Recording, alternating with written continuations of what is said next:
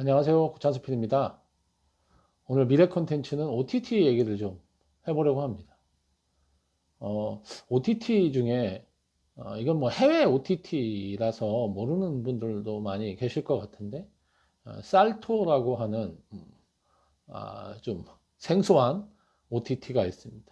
근데 이제, 갑자기 왜 해외 OTT, 그것도 이름도 생소한 살토라고 하는 OTT 얘기를 하나, 그렇게 생각하시는 분들이 계실 수 있는데요. 이거는 프랑스에서 넷플릭스가 전 세계적으로 인기를 끌고 사실 지금의 이런 OTT 대세론을 만든 건 결국은 넷플릭스라고 하는 미국 회사가 아닌가 뭐 그런 생각이 들 정도로 넷플릭스가 전 세계 모든 컨텐츠 소비자들에게 뭐 사랑을 받고 있습니다. 좋은 컨텐츠를 아주 편리한 그런 방식으로 전달하는 어, 그런 이제 서비스로 뭐 전 세계적으로 크게 성공을 한 거죠. 그리고 그게 입소문, 마케팅이 저절로 되면서 사람들이 많은 사람들이 넷플릭스 컨텐츠를 보고 싶어 하고 거기에 좋은 컨텐츠들이 계속 추가가 되면서 점점 넷플릭스가 전 세계 컨텐츠, 특히 영상 컨텐츠 시장을 완전히 장악하는 그런 세상이 됐습니다. 그건 이제 한국뿐 아니라 뭐 다른 나라에서도 마찬가지인데 문화적인 자존심이 굉장히 큰 프랑스에서도 역시 비슷한 현상이 뭐 일어났습니다. 이제 유럽도 뭐 저희처럼 조금 보수적인 문화가 굉장히 많기 때문에 그런 이제 과거의 전통이나 이런 걸 굉장히 중요하게 생각을 하는데 갑자기 미국의 OTT가 전 세계적으로 인기를 끌고 그래서 그거에 대한 위기감을 사실은 많이 느꼈던 거죠.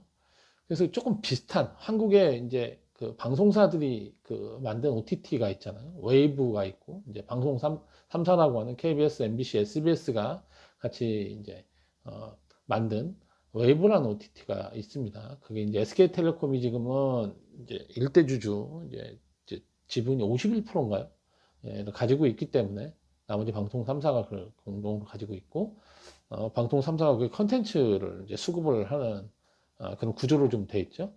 그런 게 있고 티빙이라고 이제 CJ에서 만든 OTT가 있습니다. 거기에 이제 JTBC도 참여를 좀 하고 있는데 어쨌든 그렇게 이 방송사 연합의 OTT, 그러니까 프랑스 방송사 연합의 OTT가 살토라는 이름의 SALTO 근데 A를 이렇게 거꾸로 저렇게 쓰는 방식이 약간 노고체인 거죠.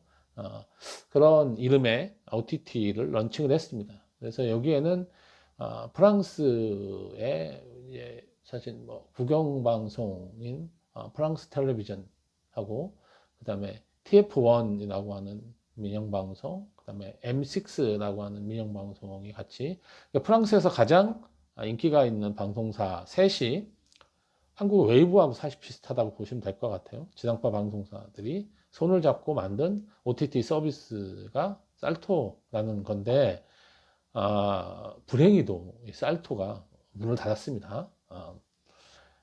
시작한 지 몇 년 안 돼서, 사실 이제 넷플릭스의 침공을 막아낸다라는 논리로, 만들어졌는데, 이 만드는 과정에서도 워낙 그 국내 그 법이라든지 이런 게 복잡하고 막 이래서 여러 가지 우여곡절이 있었지만 하여간 만들어졌는데, 이게 몇십만이라고 했더라? 하여간 100만이 못 넘은 것 같아요. 이용자가. 100만을 못 넘기고, 결국은 이제 그 이게 시장에서 뭔가 자생적으로 버틸 수 있는 그런 이제 구독자 수가 최소한 100만은 넘어야 되는데 그게 보통 300만이 넘어야 뭔가 사업적으로 의미가 있는 걸 해볼 수 있다라고 그뭐 시장 규모에 따라서 좀 다르긴 하겠지만 예, 그런데 이게 100만이 못 넘었기 때문에 사실은 이제 버티기가 좀 쉽지는 않았겠죠. 그래서 돈만 들어가고 이게 사업적으로도 뭐 약간 불투명하고 하니까 이제 먼저 아, 프랑스 텔레비전이 먼저 손을 든 것 같고 그다음에 이제 M6하고 TF1도 이제 손을 들면서 결국 살토가 공중으로 동 떠서 이제 문을 닫게 됐습니다. 그래서 이제 살토가 어쨌든 그래도 몇십만을 모았기 때문에 살토를 뭐 다른 뭐 아마존 프라임 비디오라든지 그다음에 몇몇 업체에서 인수를 하겠다는 의향을 얘기는 했지만 결국엔 문을 닫았죠. 사실 이제 웨이브는 이 살토하고 좀 다르게 먼저 만들어져 있었죠. 이게 이제 넷플릭스 침공 때문에 만들어졌다고 하면 먼저 이제 웨이브라는 거는 만들어져 있고 워낙 그 방송 3사의 컨텐츠가 그동안 컨텐츠 소비자들한테 사랑을 받아왔기 때문에 웨이브가 가지고 있는 시장이라고 하는 게 명확하게 있어서 가입자 수도 뭐 굉장히 많습니다. 이 100만이 뭐 훌쩍 넘었고, 몇만 년 제가 좀 헷갈리는데 200만 예 가까이 될 거예요. 300만 가까이. 근데 이제 이게 웨이브가 티빙한테도 얼마 전에 좀 졌죠. 역전이 됐습니다. 가입자 수에서 뭐 그거는 뭐 그 큰 차이가 안 나니까 별거 아니더라도 역전을 허용했다는 게 굉장히 뭔가 의미심장한 그런 변화라고 보여지기도 하는데 이게 이제 살토라고 하는 프랑스의 OTT가 이렇게 되는 걸 보고 사실은 국내에서도 위기감을 많이 느끼지 않을까 뭐 그런 생각이 듭니다. 여기 보면 이제 프랑스의 OTT의 점유율 이게 나와 있는 게 보이는데 넷플릭스가 1등, 그다음에 아마존 뭐 이렇게 돼 있고 쭉 그런데 살토는 진짜 3%밖에 안 되잖아요. 그만큼 시장에서 차지하고 있는 영향력이 작았기 때문에 어쩔 수 없이 포기를 한 건데 뭐 웨이브나 티빙은 좀 다른 경우고 이미 구독자를 시장에서 자체적으로 뭔가 의미 있는 사업을 할 수 있을 정도의 구독자를 모으고 있기 때문에 살토의 사례를 하고 뭐 그대로 비교하는 거는 적절치 않지만 이게 위기의식을 느낄 만한 소식이 아닌가라는 생각이 들어서 오늘 살토 얘기를 좀 시작을 했습니다. 사실 웨이브하고 티빙이 앞으로 OTT 시장에서 또 어떤 모습을 보여줄지라고 하는 거는 뭐 좀 지켜봐야 되겠지만 벌써 OTT 시장이 레드오션으로 다들 적자를 내고 있고 이런 적자 구조를 계속 가져가는 거가 과연 맞느냐라고 하는 거에 대한 의구심이 좀 일고 있죠. 그리고 지금 넷플릭스가 만들어낸 이 OTT 이런 시장을 다들 이제 뭔가 서로 차지하기 위해서 뭐 미국의 그런 컨텐츠 거대 컨텐츠 기업들도 다 뛰어들었는데 지금 현재는 그 거대 컨텐츠 기업들이 약간 숨고르기를 하고 구조조정을 하는 모습도 좀 보이고 있습니다. 그래서 디즈니 플러스 뭐 그다음에 그 라이언 게이트라든지 그다음에 파라마운트 플러스 뭐 이런 이제 OTT 서비스들이 직원을 좀 잘라내고 구조조정을 하고 있어요. 숨고르기를 하고 있는 거죠.